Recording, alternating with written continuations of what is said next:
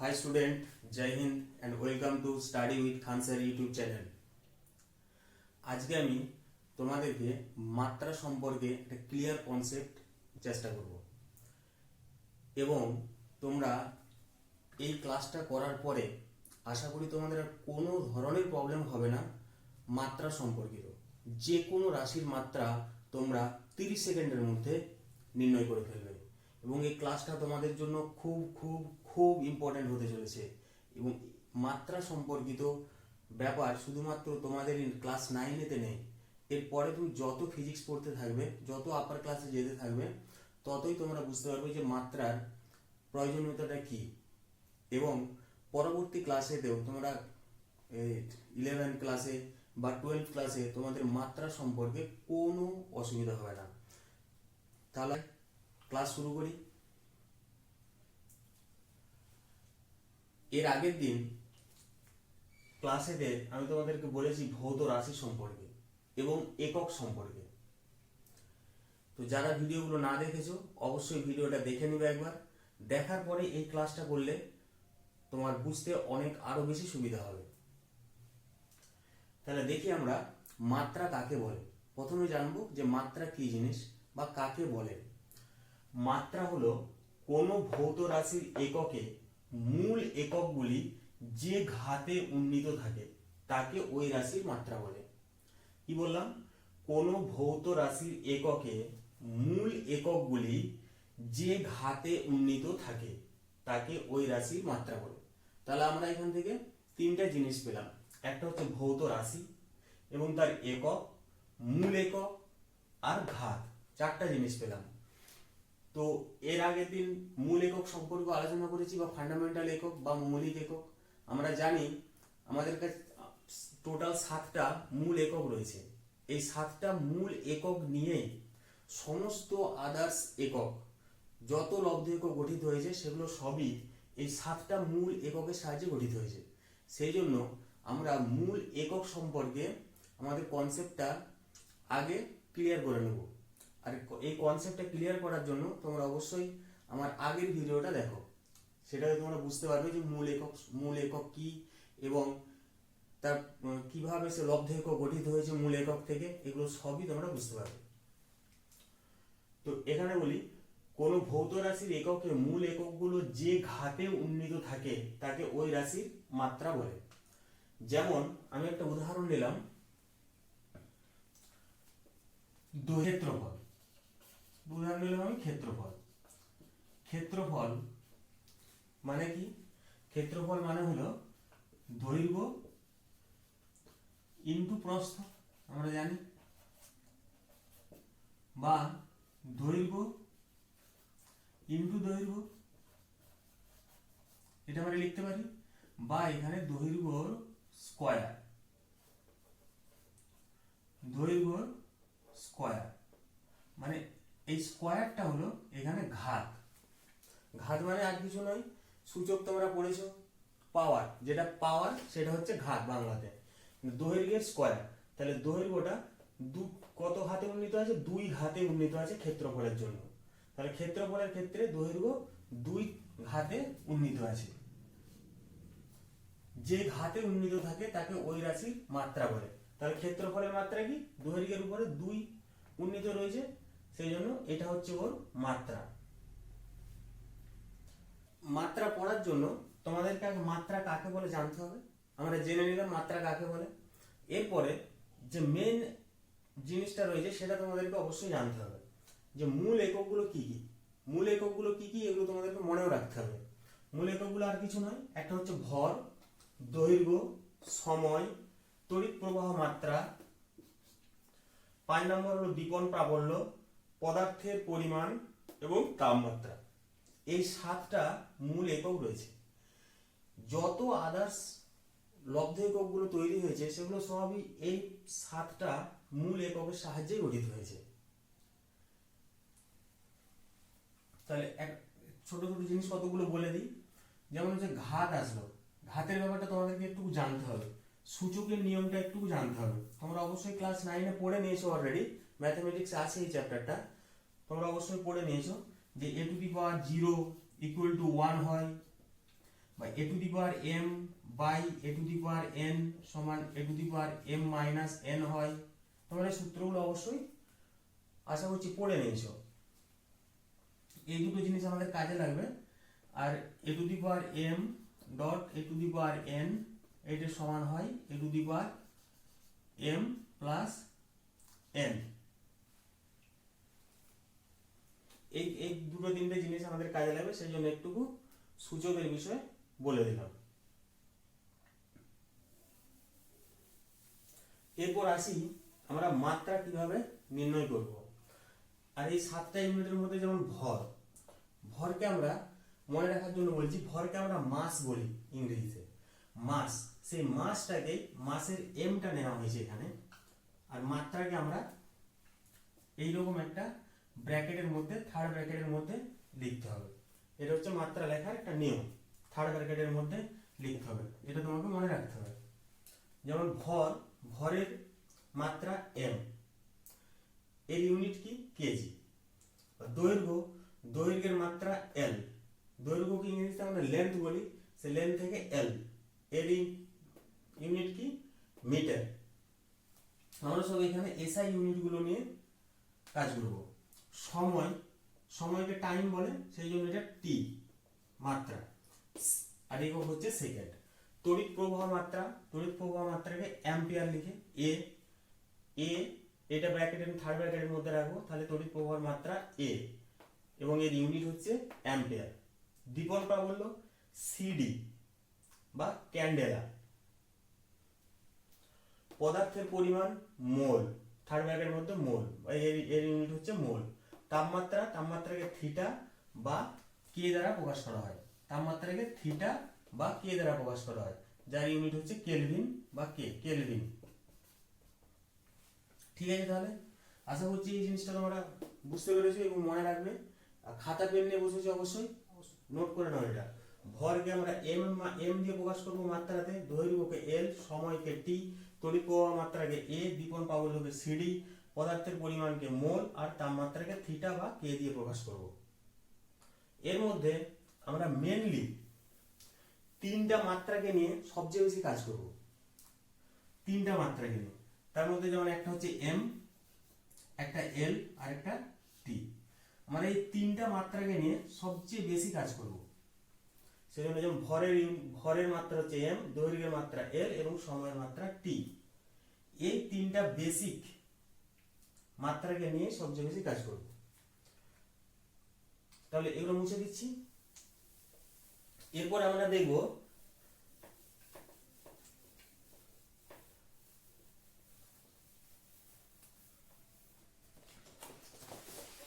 যেটা দেখব সেটা হলো মাত্রীয় সংকেত।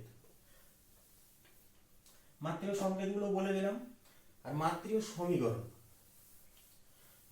সমীকরণ বলতে যেমন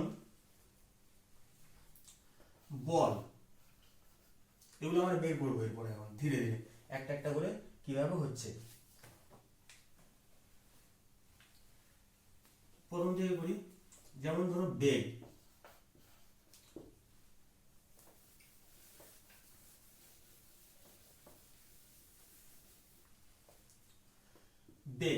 বেগ সমান কি হয়? বেগ সমান হয় সরণ বাই, আমরা জানি এটা সরণ বাই সময়। তার মানে কি সরণ বাই সময়, তাহলে সরণটাকে আমরা লিখতে পারি কি দৈর্ঘ্য বাই সময়। তার মানে এটাকে লিখতে পারি কি দৈর্ঘ্য হচ্ছে এল, এর আগে বললাম আমি দৈর্ঘ্যের মাত্রা হচ্ছে এল আর সময়ের মাত্রা হচ্ছে টি।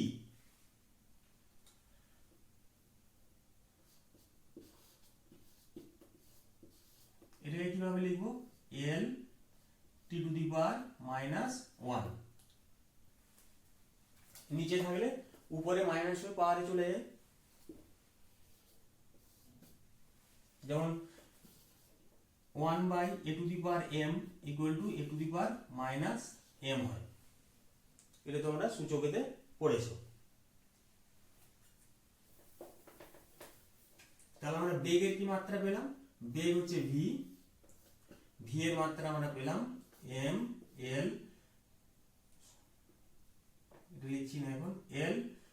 দি পাওয়ার -1, বা এটাকে m টু দি পাওয়ার 0 এটা আমি বসাতে পারি, m to the power 0 l to the power 0 t to the power -1, m to the power 0 মানে 1,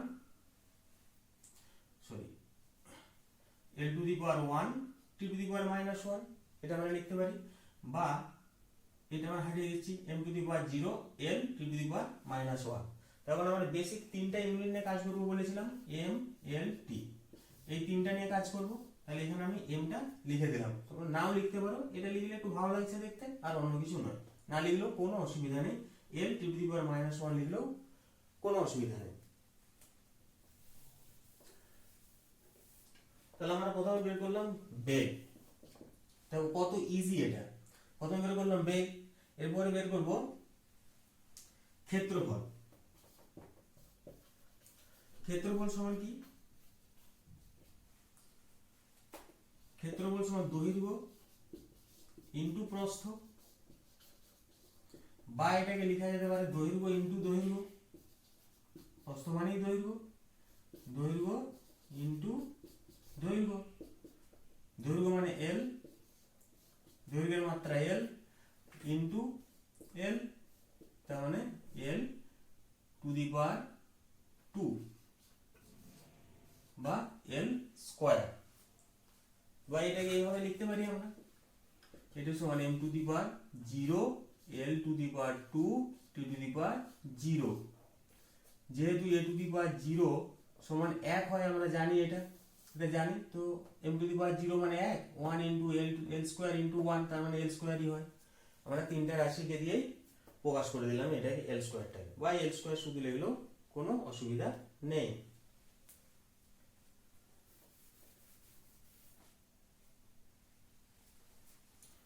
যেমন আয়তন, প্রথমে ইজিয়েস্ট যেগুলো সেগুলো দিয়ে করি আমরা।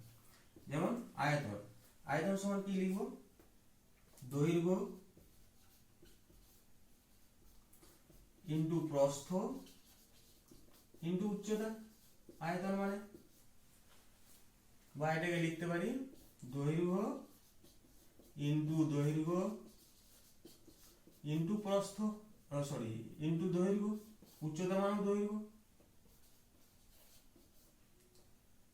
বা l into l into l,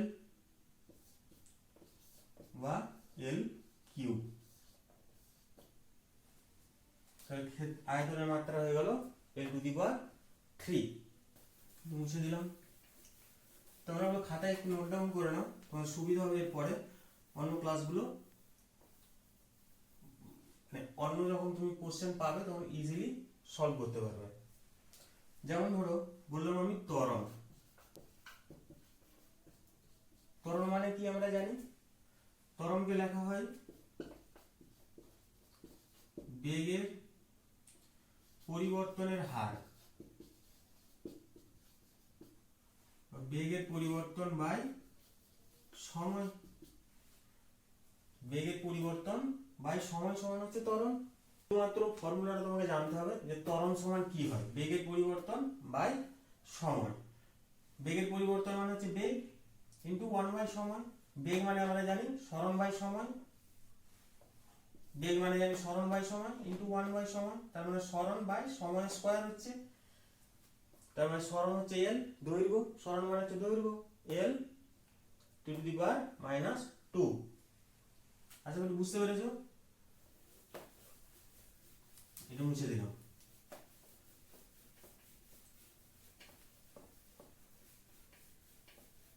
মন্দনের ক্ষেত্রেও ঠিক ওই রকম হবে। এরপরে বলি ধরো ভরবেগ, ভরবেগ সমান কি হয় আমরা জানি ভর ইনটু বেগ। এগুলো তোমাদের একটুকু হয়তো কেমন যেন লাগছে, মনে হচ্ছে যে ভরবেগ সমান ভর ইনটু বেগ লিখে দিচ্ছি, কখনো ত্বরণ সমান বেগের পরিবর্তন বাই সময় লিখে দিচ্ছি। তোমরা এগুলো পড়তে পড়তে চ্যাপ্টারটা যখন পড়বে বা এর পরের চ্যাপ্টারে যেমন স্থিতি গতি যখন পড়বে তখন এই জিনিসগুলো তোমাদের মধ্যে ক্লিয়ার হয়ে যাবে। পড়তে পড়তে পড়তে পড়তে তোমাদের এগুলো মনে চলে আসবে যে ভরবেগ কি, কেন লিখছি আমি ভর ইনটু বেগ, এটা সূত্র ভরবেগ সমান ভর ইনটু বেগ হয়। তাহলে ভরের ক্ষেত্রে কি হয় আমরা জানি মাস m, আর বেগ আমরা এর আগে বের করেছি, কি বের করেছি আমরা, l t to the power -1 এর আগে বের করলাম, সমান কি হলো তাহলে m l t to the power -1, m l t to the power -1, তো ভর বেগ বেরিয়ে গেল আমার। এবারে করি বল। বল সমান কি হয়, ভর ইনটু ত্বরণ, বা আমরা জানি এটা বল মানে F ইনটু এম এ, এটা তোমরা পড়েছো আগে জানো।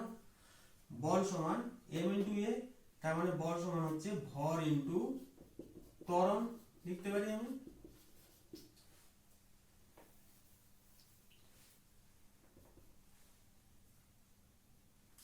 তাহলে ভরের ক্ষেত্রে কি হয়, m, তোমরা কমেন্ট করো এরপর। ত্বরণ, ত্বরণের এর আগে আমি বের করলাম, বা তুমি ভেঙে ভেঙেও করতে পারো, বা এর আগে বের করেছি আমি l t to the power -2, এর আগে জাস্ট বের করলাম। তাহলে এটা কত হলো, m l t to the power -2। আশা করি তোমরা বুঝতে পারছো এবং ইন্টারেস্ট জাগছে যে হ্যাঁ হয়ে যাচ্ছে, খুব ইজি তো এগুলো, মুখস্থ করার কোনো ম্যাটার নেই এখানে, শুধু কনসেপ্টটা বুঝে নাও, নিজেরাই করতে পারবে এবং 30 সেকেন্ডের মধ্যে প্রত্যেকটা বের করে দিতে পারবে। এরপরে একটু কঠিনের দিকে যায় একটা, আর একটা সোজা করি। ঘনত্ব, ঘনত্ব সমান কি হয়, ভর বাই আয়তন।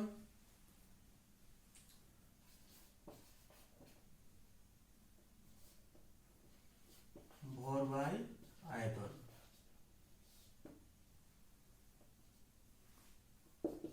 ঘনত্ব সমান ভর বাই আয়তন। ভর মানে m আমরা জানি,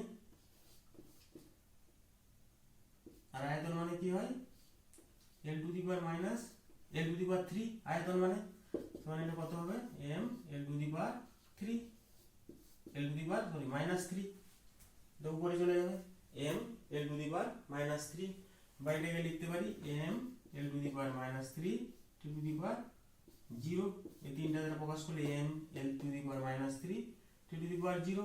আয়তনের ক্ষেত্রে আমরা দেখেছি l টু দি পাওয়ার -3 হয়, এটা আমি একবারও লিখে দিতে পারতাম, বা ভরেরটা আমি জানি, ভরেরটা আমরা আগে থেকে জানি, তাহলে m l to the power -3 হয়ে যাবে। কত ইজি দেখো, কত ইজিলি তোমরা বের করতে পারছো।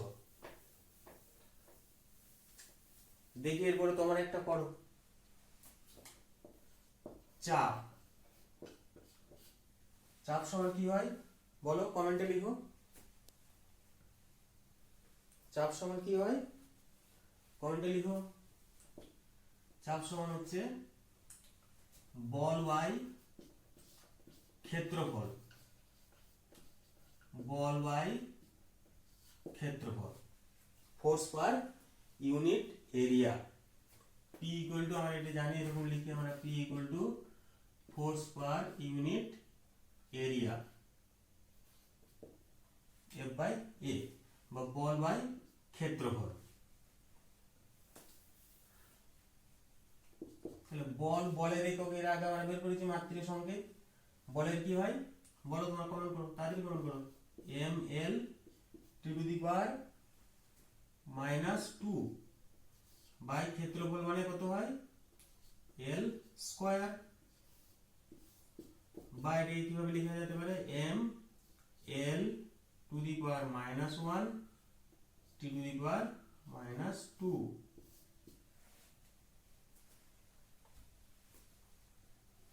আশা করি বুঝতে পারছো, এটা l বাই l স্কয়ার রয়েছে, তার মানে এটা যদি minus l to the power l থেকে 1, তার মানে এগুলো সূচকের নিয়ম বললাম আমি, মানে এটা l আছে, কিছু নেই মানে 1 আছে, তার সঙ্গে ইনটু হয়েছে 1 বাই l স্কয়ার, তার মানে এটা কি হয়, l, এখানে 1 রয়েছে, এটা উপরে চলে যাবে, তাহলে 1 মাইনাস 2 হয়ে যাবে, তার মানে l টু দি পাওয়ার -1 হয়ে যাবে। l রয়েছে 1, এটা উপরে গেলে গুণের সময় পাওয়ারগুলোয় যোগ হয়। বা এটাকে আরেকটা স্টেপ যদি তোমাদের জন্য লিখে দিই আমি, l to the power 1 into l to the power -2, তার মানে l টু দি পাওয়ার এখান থেকে এই এটা a to the power 1 minus 2 হয়ে যাবে। তার কারণ কি a to the power m into a to the power n equal to a to the power m plus n হয়, এটা আমরা জানি, সেই জন্য এটা হয়েছে। এবার এখানে হয়েছে m l to the power minus 2 by l square, তাহলে m l to the power minus 1 to the power minus 2। আশা করি ক্লাসটা ভালো লাগছে তোমাদের। এরপরে বলি, অনেকগুলো আমি বের করে দিলাম, এবার তোমরা দুটো একটা বের করবে, দিচ্ছি আমি। যেমন কার্য বা শক্তি এই দুটোই একই হবে, সেজন্য তোমরা এটা বের করবে। তবে ক্ষমতা,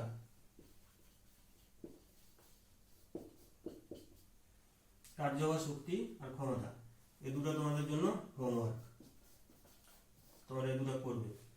যদি অসুবিধা হয় করতে অবশ্যই কমেন্টে জানাবে, পরে আমি সলভ করে দেবো। পরের দিন ক্লাস শুরু হওয়ার আগে এটা আমরা করে দেবো। কার্য বা শক্তি আর ক্ষমতা এগুলো তোমরা বের করবে বাড়িতে। এরপরে আসি, এমন কিছু রাশি রয়েছে যেগুলোর মাত্রা নেই, এগুলো এক্সেপশনাল এবং খুবই কম আছে। তাদের মধ্যে একটা উদাহরণ হচ্ছে যেমন কোণ। কোণের একক আছে, কোণের একক আমরা কি জানি, রেডিয়ান। রেডিয়ান হচ্ছে চলিতে রেডিয়ান। রেডিয়ান কোণের একক আছে, কিন্তু এই রাশিটার কোনো মাত্রা নেই। কেন? এই কোশ্চেনটা তোমাদের জন্য খুব ইম্পর্টেন্ট। কোশ্চেনটা আসতে পারে যে একক আছে কিন্তু মাত্রা নেই এমন একটা রাশির নাম লেখো, কোণ। তার অ্যান্সার হবে কোণ। আর যদি একটুকু ঘুরিয়ে বলে যে কোণের একক আছে কিন্তু মাত্রা নেই, কেন? কেন নেই মাত্রা? তাহলে আমরা পড়ে দেখি কোণ কাকে বলে। কোণকে কিভাবে লেখা যায়? বৃত্তচাপ বাই ব্যাসার্ধ। কোণকে কিভাবে লিখতে পারি আমরা? বৃত্তচাপ বাই ব্যাসার্ধ। মানে এরকম হয়তো ব্যাসার্ধ, যে বৃত্তচাপ বাই ব্যাসার্ধ, সেটা হচ্ছে কোণ। বৃত্তচাপ বাই ব্যাসার্ধ এটা হচ্ছে কোণ। বৃত্তচাপ মানে কি?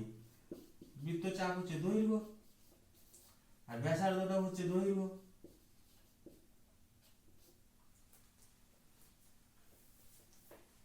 তাহলে এটাও দৈর্ঘ্য হচ্ছে l আর এটার হচ্ছে দৈর্ঘ্য l। তাহলে এটা কেটে যাবে, দিয়ে হয় ইউনিট হয়ে যাবে এটা। তাহলে এটা কেটে যাবে, ওই কিছুই থাকবে না, এক পড়ে থাকবে, কেটে যাবে। কিন্তু এটাকে আমরা যদি লিখি যে কোণের মাত্রিয় সংকেত লিখো, তখন আমরা কিভাবে লিখবো? m টু দি পাওয়ার 0, যে এক আছে তাহলে m to the power 0, l to the power 0, t to the power 0। কোণের মাত্রিয় সংকেত হবে m to the power 0, l to the power 0, t to the power 0। তারপর a টু দি পাওয়ার 0 মানে 1 হয়, আবার এখানে a টু দি পাওয়ার 0 মানে l to the power 0 into 1, আবার t টু দি পাওয়ার 0 মানে 1, তার মানে এটা 1ই হচ্ছে। তারপর আমরা কোণের মাত্রিয় সমীকরণ লিখতে গেলে এভাবে লিখব, m to the power 0, l to the power 0, t to the power 0। আশা করি বুঝতে পেরেছো। আরেকটা হচ্ছে কোণ হলো একটা উদাহরণ, মাত্রাহীন রাশি। আরেকটা হচ্ছে, এটা মুছে দিলাম,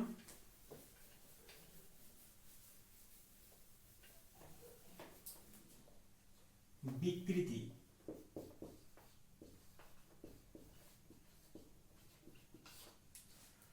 বিকৃতিকে কিভাবে লেখা যাবে?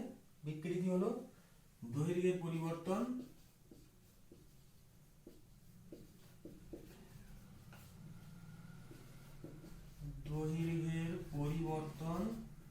বাই দৈর্ঘ্য। যে দৈর্ঘ্য ছিল তাতে কতটা পরিমাণ পরিবর্তন এসেছে সেটা হলো বিকৃতি। তাহলে দৈর্ঘ্যের পরিবর্তন যেটা হচ্ছে সেটা অবশ্যই দৈর্ঘ্য হবে। দৈর্ঘ্যের যেটা পরিবর্তন হবে, 1 মিটার ছিল 2 মিটার হয়ে গেছে, বা 1 মিটার ছিল 0.5 মিটার হয়ে গেছে, তাহলে অবশ্যই সেটা দৈর্ঘ্যই হবে। তার মানে দৈর্ঘ্যের পরিবর্তন মানে দৈর্ঘ্য। আর এর নিচে দৈর্ঘ্য আছে বাই দৈর্ঘ্য, তার মানে L বাই L, বা L কেটে গিয়ে 1 হবে। তাহলে যদি মাত্রাহীন রাশির উদাহরণ তোমাদেরকে দিতে বলে, যে মাত্রাহীন রাশির উদাহরণ দাও, তোমরা অবশ্যই লিখবে বিকৃতি এবং কোণ। বিকৃতির কোনো, এটা হচ্ছে এককহীন ও মাত্রাহীন রাশি।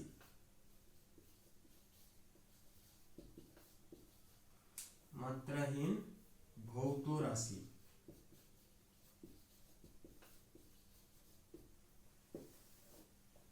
এককহীন ও মাত্রাহীন ভৌত রাশির উদাহরণ হলো বিকৃতি। আবার একক আছে কিন্তু মাত্রা নেই, তার উদাহরণ হলো কোণ। একক আছে কিন্তু মাত্রা নেই, এমন একটা রাশি কি হবে? এমন একটা ভৌত রাশি হবে কোণ। এই দুটোই তোমাদের জন্য ইম্পর্টেন্ট কোশ্চেন আসতেই পারে ইউনিট টেস্টে। আশা করি বুঝতে পেরেছো এবং তোমরা মাত্রা সম্পর্কে তোমাদের কনসেপ্ট ক্লিয়ার হয়েছে। ভিডিওটা যদি ভালো লাগে লাইক করো এবং বন্ধুদের মধ্যে শেয়ার করো। তুমি শুধু একা শিখলেই হবে না, তোমার বন্ধুদেরকেও সাহায্য করো শেখার জন্য। আর এর পরের দিন আমরা পরিমাপের যে পদ্ধতিগুলো রয়েছে সেগুলো নিয়ে আলোচনা করব। এর পরের ক্লাসে পরিমাপের যে পদ্ধতি রয়েছে সেগুলো নিয়ে আলোচনা করব। যেমন দৈর্ঘ্যের পরিমাপ কিভাবে করব, সময়ের পরিমাপ কিভাবে করব, আয়তনের পরিমাপ কিভাবে করব, পরিমাপের পদ্ধতি যেগুলো রয়েছে সেগুলো নিয়ে এর পরের দিন আলোচনা করব। তোমাদের যদি ক্লাসটা ভালো লাগে অবশ্যই শেয়ার করো বন্ধুদের মধ্যে এবং একটা লাইক করো।